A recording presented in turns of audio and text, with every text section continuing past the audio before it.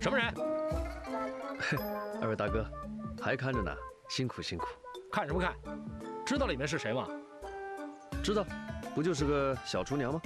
他可是杀了2位大臣的嫌疑犯，少在这儿添乱，该干嘛干嘛去，不然别怪我们对你不客气。狄公子，回去。我真的没有杀人。我知道。嘿，你们2个还没完没了了是吧？啊！把刀放下。明空时代，你们在这嚷嚷什么？打扰了皇上休息，你们担待得起吗？小的该死，小的该死。只是王大人事先吩咐过，不管任何人都不能接近这柴房。可是这位小爷偏要赖在这儿不走啊！明空师太，我只是想要问婉清姑娘几个问题，问完就走。你们先让开。这怎么？难道这事儿还要我去启禀皇上吗？不，这位爷，您可得快点啊！要是被王大人看见了，我们俩可就惨了。有劳二位了，谢明空师太。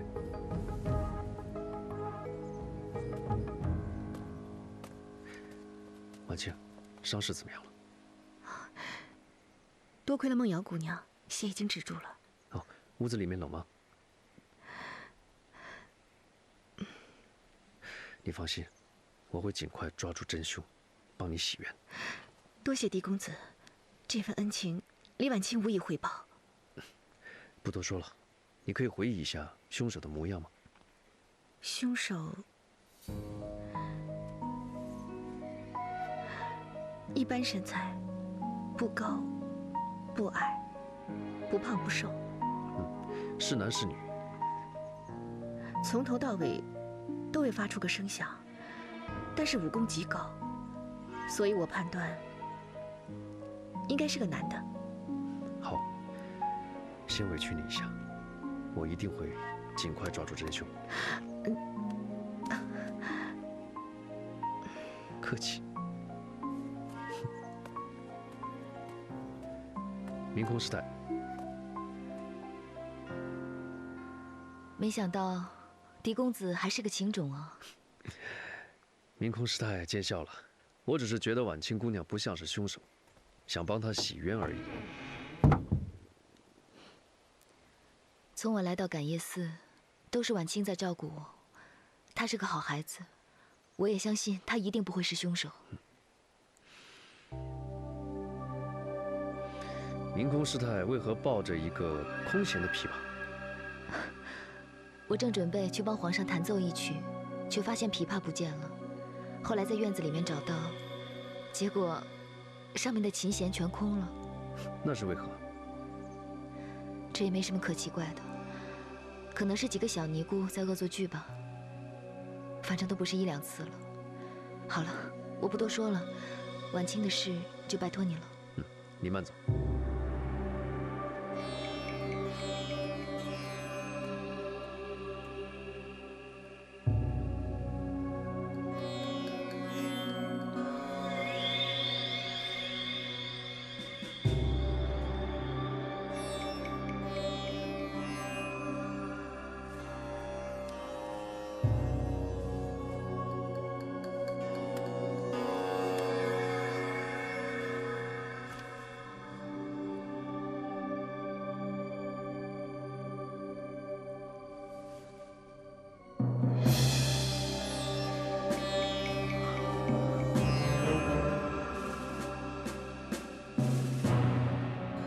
来人，诺，拿纸和笔过来。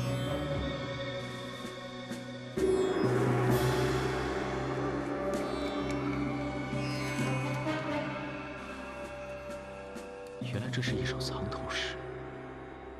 发现什么了？你现在才来，我以为你打算放弃了呢。线索呢，未必在现场，真相往往在别处。如果你连现场的证据都掌握不全的话，还怎么查案呢？这是什么？这是一首藏头诗，在张大人的衣服上发现的。他把这首诗抄在了自己的衣服上。对了，昨天家父收到了一封匿名信，约在凉亭那里见，说有要事相告。可到最后，那个人并没有出现。我想那个人应该就是张大人吧？所谓有要事相告家父，应该就是告诉我们谁是真正的凶手。哎，可谁知道还没来得及说出口，就已经被凶手杀害了。不过，好在张大人做事向来比较谨慎一些，将这个秘密以藏头诗的形式写在了自己的衣服上面。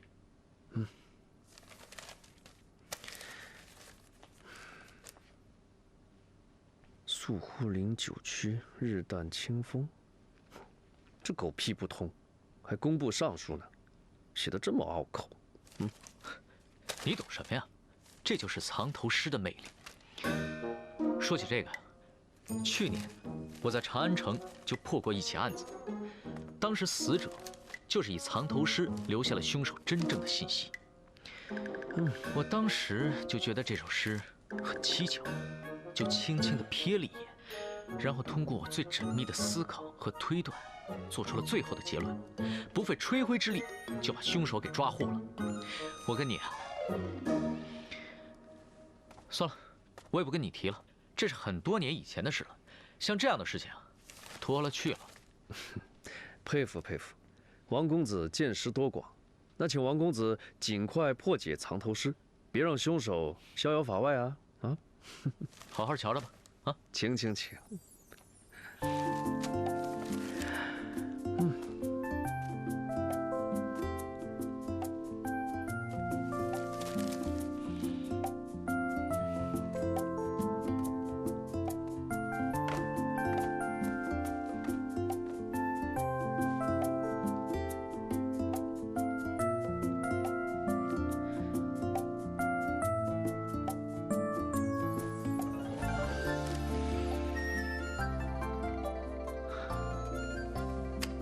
张大人，不愧是当年的状元，写一首藏头诗，还真是滴水不漏。那还能解得出来吗？再给我一点时间。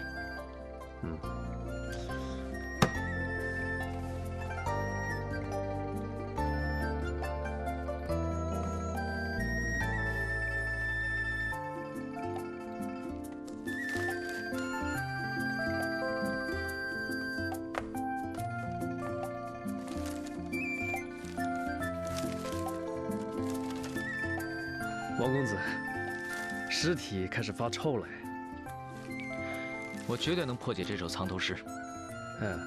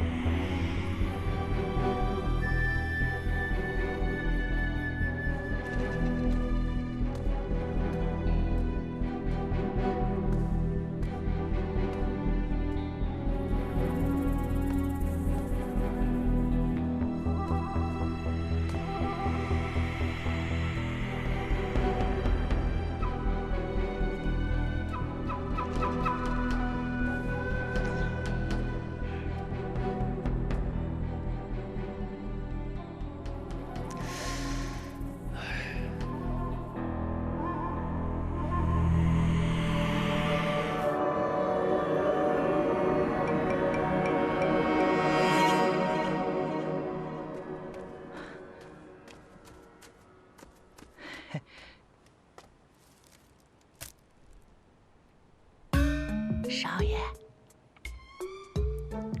少爷，少爷！吓死我了，吓死我了！什么时辰？还早，先吃点东西吧。不吃。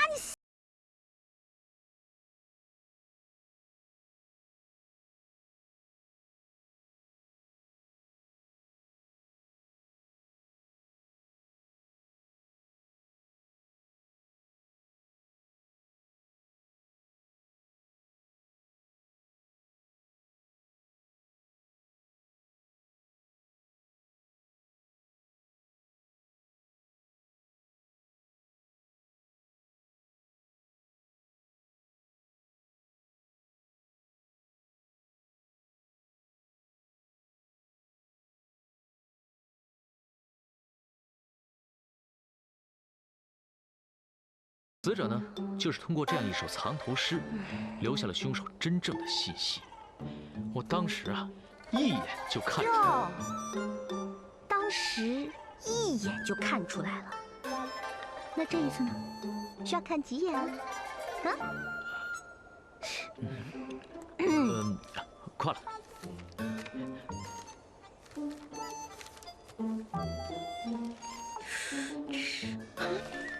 把这张还我。不给。我跟你说啊，猜谜这种事情我最拿手，我帮你。猜谜，这是很有难度的破案手段，不是猜谜。赶紧给我！我不给，就不给。你要是不给的话，别怪我不客气啊。哎呀，你倒是不客气，给我看呀！你不客气是什么样子？瞧啊瞧啊，瞧啊瞧啊！我你给不给？不给，就是不给。你看吧，好好的一首诗变两首诗了，走开！小气鬼！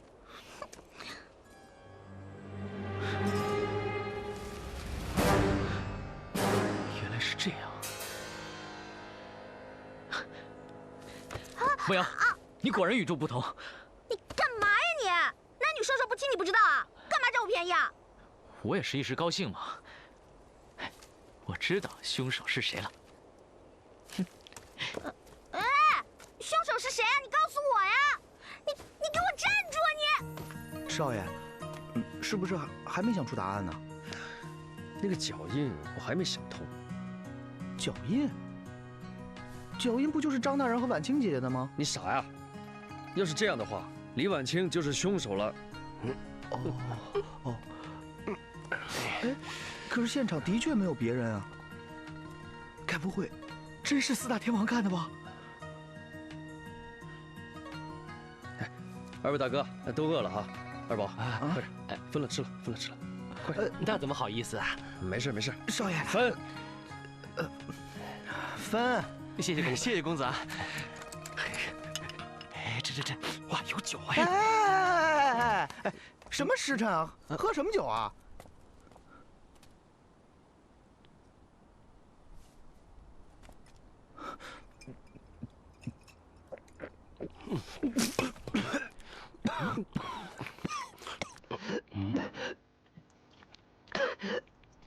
真不对，真不能喝酒啊！二宝，啊，站过去。这儿，站过去。前一点。酒上面。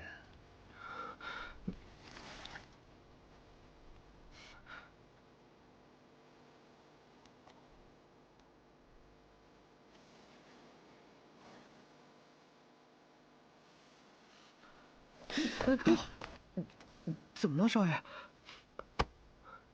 谜底终于解开了。啊？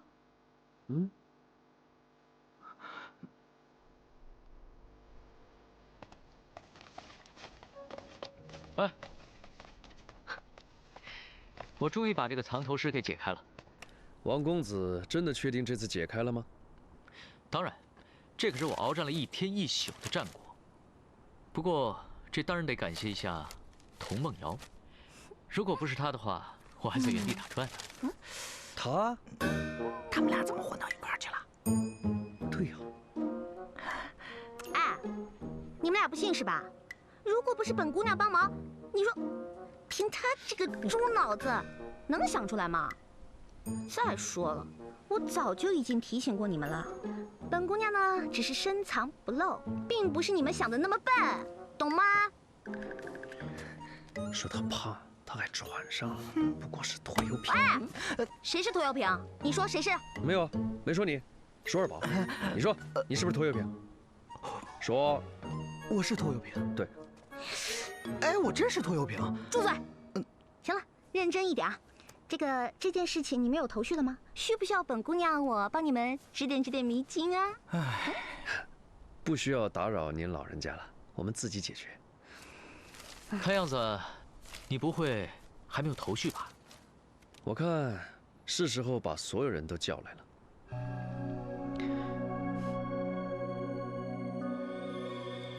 怎么样，狄仁杰，想清楚了吗？陛下可在此呢。你的推断要是有半点失误，这可就是欺君之罪啊！王大人，此话严重了吧？哎，狄仁杰，你只管把自己的推断说出来便可。陛下英明，自能明辨是非曲直。是，陛下。现在我为诸位重现凶手行凶的过程，请等一下。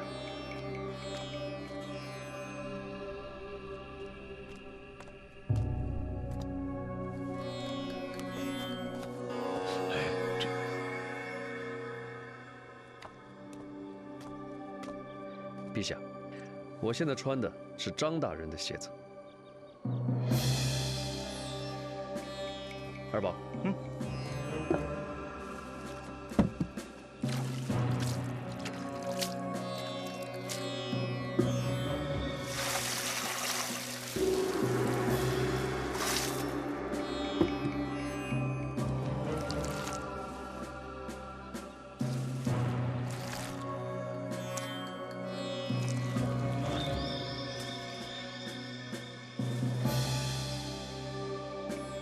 陛下，请。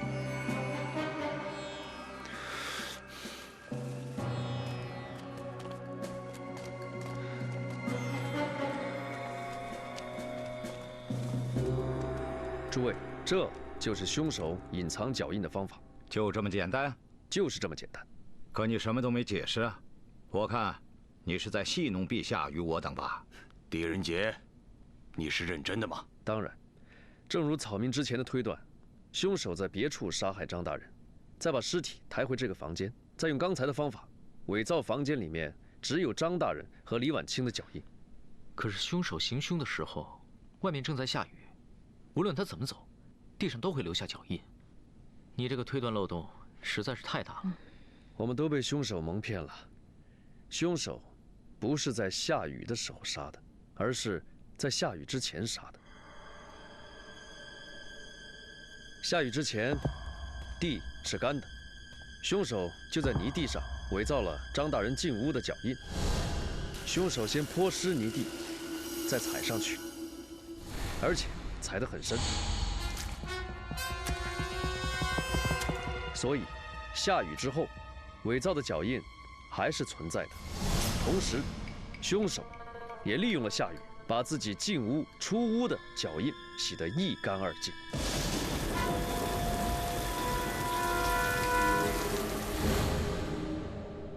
如果是之前杀的人，那么李婉清前来送茶的时候，那个凶手为什么要伤害她呢？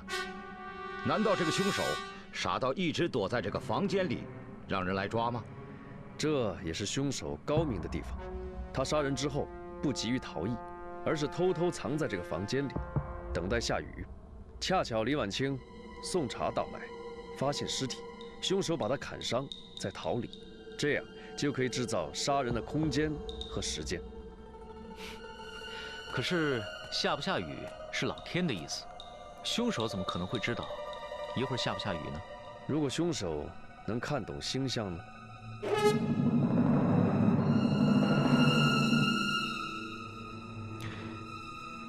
周道，这里看得懂星象的，大概只有你这个礼部尚书了吧？陛下，下官对星象的确略知一二，并且也早已推断出这几日会有阵雨来临。可我没有隐瞒啊，我想王大人和欧阳将军都可以作证，请陛下明鉴。陛下，昨天在未来到感业寺之前，周大人的确跟我谈到这几日会有阵雨一事啊。下官昨日夜观星象，发现祭祀这几日可能有阵雨。是，原来如此，朕只是根据事实推断，还请周爱卿见谅啊。下官不敢。狄仁杰，你的推断很精彩，让朕大开眼界。谢陛下。陛下，现在可以放李婉清了吧？陛下，婉清姑娘已身受箭伤，如果再不医治，恐怕要感染了，请陛下您开恩呐。陛下，媚娘在感业寺的日子，都是婉清照顾我的，他是个本分的好孩子，请陛下开恩呢。慢着，究竟谁是凶手？他还没有解答清楚。我的推断只是用来证明李婉清不是凶手。至于凶手是谁，请陛下多给我一点时间。好，来人，放了李婉清。陛下，这有所不妥吧？凶手还没有落网，李婉清的嫌疑是最大的。父亲大人，放了李婉清吧。凶手，我已经知道了。芳儿，不可在陛下面前信口雌黄。陛下，这首诗是在张大人的衣服里面发现的。张大人恐怕知道自己将被杀死，所以写了这首诗放在他的衣服里面，目的就是为了告诉我们凶手的名字。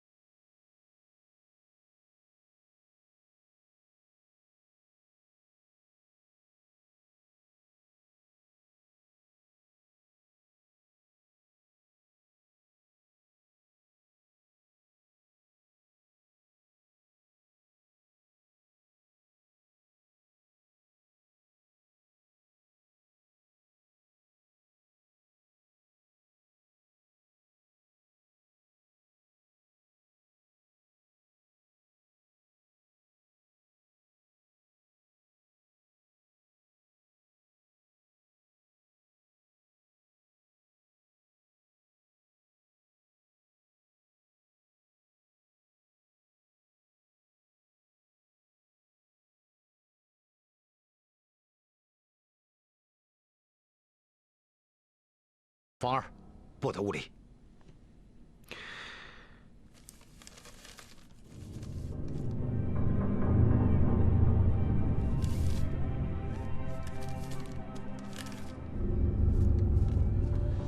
欧阳。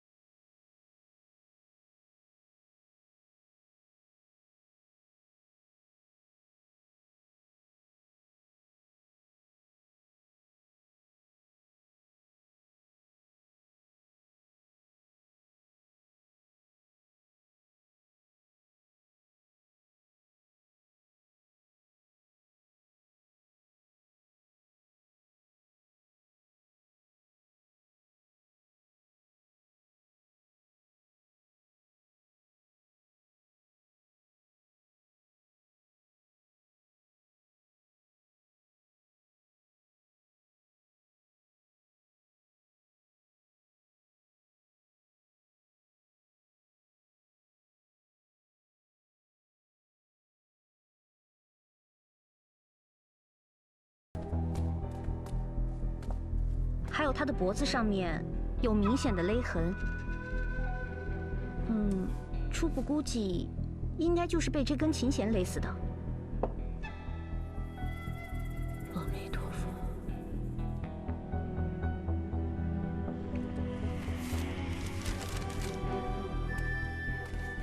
陛下，欧阳昊天是自行了断的。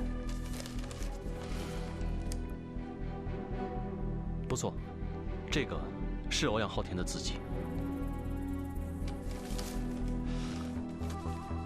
既然他都承认了赵双全和张继鹏是他所杀，陛下，我想这个案子应该可以告一段落了。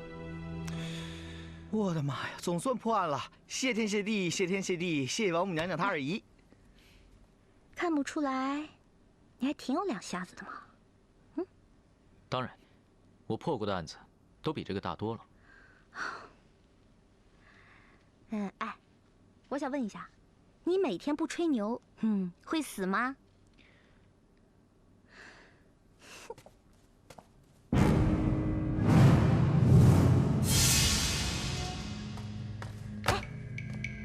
你还看什么呀？真相都已经出来了。还没有。等等，他不是自杀。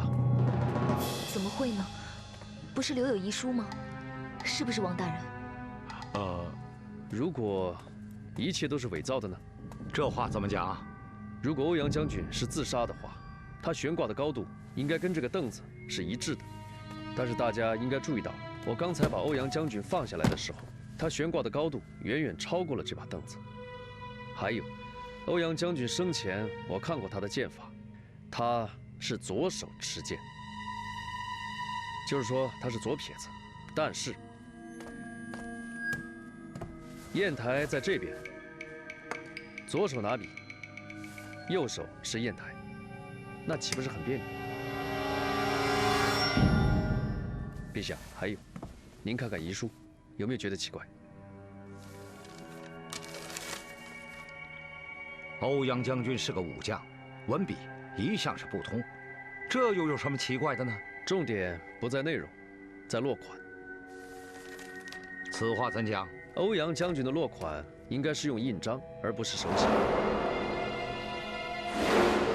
狄仁杰这么一说，朕倒想起来了，欧阳将军从前给朕呈上的奏折里，从来都是用的印章，而不是手写。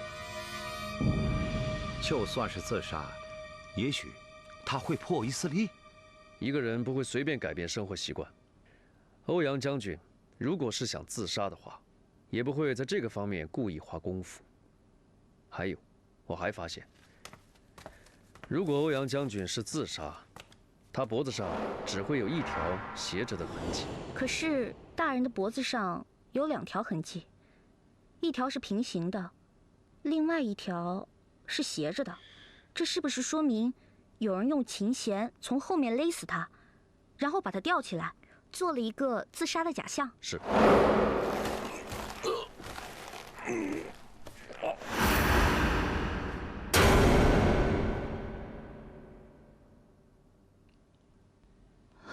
陛下，就算是他杀，欧阳将军武功高强，怎么那么轻易的能从后面把他勒死呢？难道是天王的诅咒？持国天的诅咒？周大人，这世上根本不存在诅咒。那究竟是谁呢？有人可以，因为那个人一直跟欧阳大人在一起。什么？这怎么可能？有可能。看这个佛龛，供着2尊佛像，2盆水果，但是有3个杯子。中间这个杯子没有香灰，而且有茶味。这个杯子应该是放在这里的。那如果按你这么说，房间里的确是有第2个人在，那他藏哪儿了？他为什么要把这个杯子藏到那边呢？是为了让我们以为死者生前就是一个人，所以伪装成了自杀。只要在茶叶里先下了药，要杀死欧阳将军，可是易如反掌啊！难道真的是？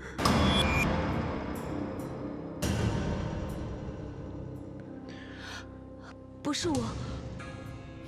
凶手不是明空师太。对，能和欧阳昊天平起平坐一起喝茶的人，这于理不合。能把欧阳将军吊上去的，肯定是一个武功高强之人，要不然就是一个身材高大有力之人。明空师太身材既不高大，也不会武功，所以不是他。哎呀，这个也不是，那个也不是，那凶手到底是谁啊？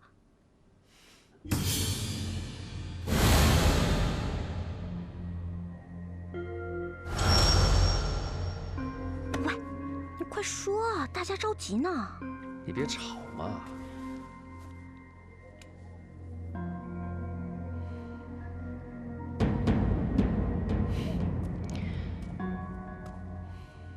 其实杀人凶手就是你。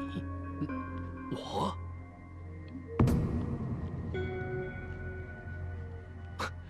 怎么可能呢？我和欧阳将军无冤无仇，我凭什么要杀他？哦，真的无冤无仇吗？怎么我听说，昨天你和欧阳昊天在屋里争吵，欧阳昊天威胁要将你杀死，不知道有没有此事？周道，可有此事？如实招来。皇上，确有此事。于是你想先下手为强，既然欧阳昊天心中起了杀意，不如一不做二不休，先将他杀死。所以你借由赔礼道歉为名来找欧阳昊天喝茶。欧阳昊天是一介武夫，对于这种吵嘴的小事情不会去计较，于是放松了对你的警惕。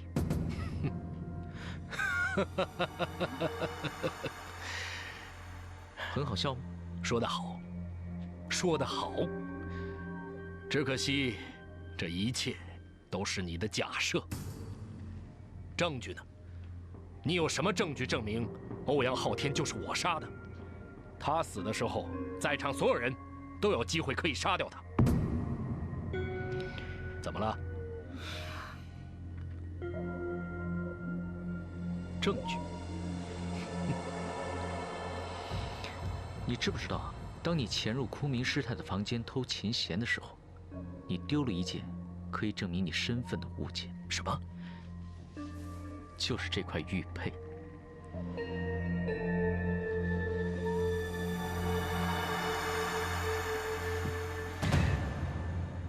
周大人，怎么？这是你的玉佩吗？周大人，你二人好大的胆子，竟敢在皇上面前诋毁老夫，真是胆大包天！是否诋毁，就亮出你的玉佩，让大家做个见证。玉佩好好的在我身上，我若拿出来，你又怎样？那小的就向你磕头认罪，要杀要剐，随你处置。好，这可是你说的。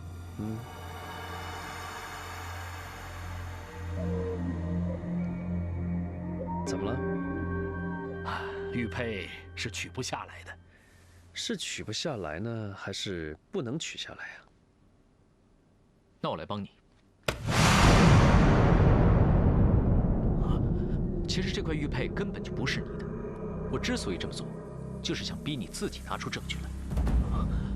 当时你用琴弦勒死了欧阳将军，由于用力过大，把自己的手指头都勒破了，然后伪造了遗书，不小心把墨水弄到手上。当你发现的时候，墨水已经进入你的伤口，所以想洗也洗不掉了。周道，这可是事实啊！陛下，我也是被逼无奈啊。自从赵双全死后，我就知道，这一天一定会来的，我们都会死。如果我不杀了欧阳昊天，他是绝对不会放过我的，不会，绝对不会放过我的，因为他要守住他的秘密，守住属于天王的秘密。天王的秘密？周大人，那天王殿里面究竟隐瞒着什么？贞观元年，乱世初平，蒙先帝洪恩，我刚升任为工部侍郎，便奉命和张锦鹏一起主持翻修感业寺的事务。就在那里，我们认识了当时还是禁军左右神策中尉的欧阳昊天和赵双全。被他们护送来的还有一对丫鬟妃子。开始并没有什么，但当那二人得知我们主持翻修感业寺的时候，便显得格外紧张，匆匆和我们聊了2句便离开了。我没觉得什么，很快就把此事忘了。可是，就在第2天晚上，我二人正在厢房算账。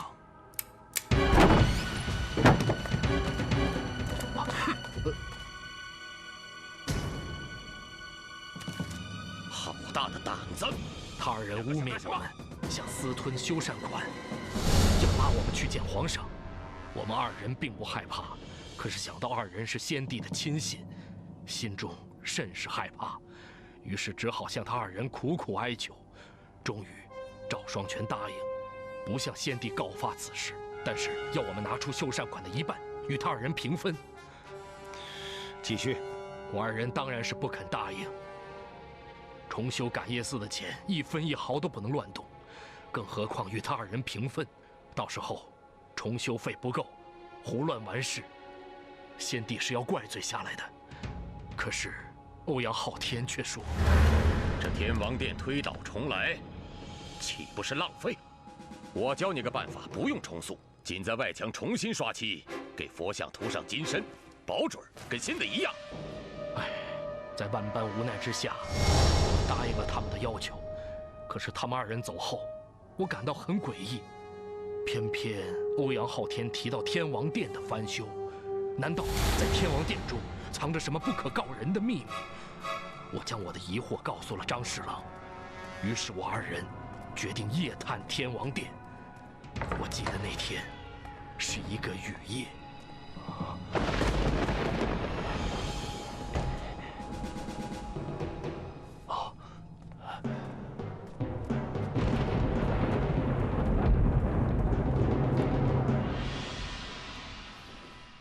好大一股鲜香的味道！张大人，小心一点。好，周兄，这里阴森恐怖，我们还是回去吧。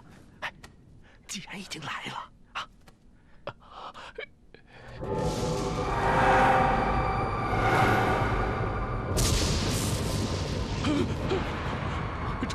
周兄，曾长天在哭。胡说，怎么可能呢？你看他的眼睛。我将蜡烛举向曾长天，发现他脸上有几道红线。仔细一看，发现那几根红线居然是从神像里流出的血泪。这是张继鹏喊道：“血泪，那是血泪呀！”血泪，不错，神像上那几道红线的确。 是从眼睛里流出的血泪。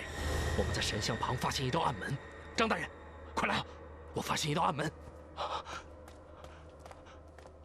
暗门，里面是顶着的，推不开。来，我们一起合力把它推开。来，你，别，没事啊。怎么是尸体啊！别动！曾长天，饶命啊！饶命啊！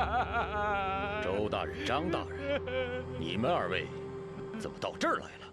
哎呦，二位大人，我们都为皇上办事，我们不想节外生枝，只可惜二位大人知道的太多了，对不住了，且慢！